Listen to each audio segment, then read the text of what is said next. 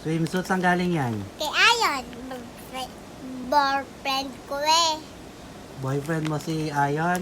Apo, kaya gusto Ba't ka ko. binigyan ni Ayon ng ganyan? Eh, kinikiss ko eh.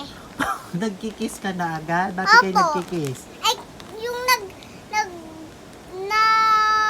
kagabi yung nagawang ilaw doon sa baba, sabi mo kinikiss mo yung tao.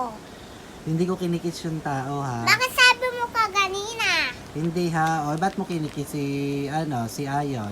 Ay, tamo, classmate ko siya eh. Classmate. Sabi mo kanina, boyfriend mo si Ayon. Ay, boyfriend ko, tapos crush ko. Crush mo si Ayon? Ba't mo naman crush si Ayon? Love you ko eh. Oh, bawal pa mag-boyfriend. Bakit ikaw, sabi mo crush mo si Tanggol?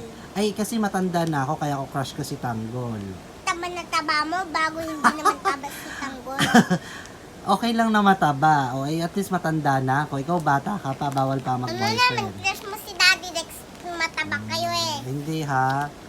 Oh. Bawal pa magbo-boyfriend, na bawal pa. Okay lang yon, no? Hindi. Anong pwede? Pwede na? Magbo-boyfriend ka na? Opo, At ba't ka magbo-boyfriend? malamang. Sino bo-boyfriendin mo?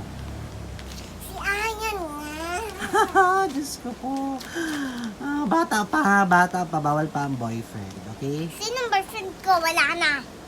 Oh, sino bang gusto mo maging boyfriend? Si Ayan nga, gusto ko eh. Isusumbong na lang natin. Sasabihin ko na ba kay mami niya? Kay mami Opo. ni Ayon. O, sabi mo kay sa mami ni Ayon. Oh, na boyfriend mo na si Ayon. Sabi mo. Boyfriend ko na si Ayan, kaya kinikiss ko siya. Sabihin mo kay mami niya. Ha? Sabihin mo kay mami niya. Okay.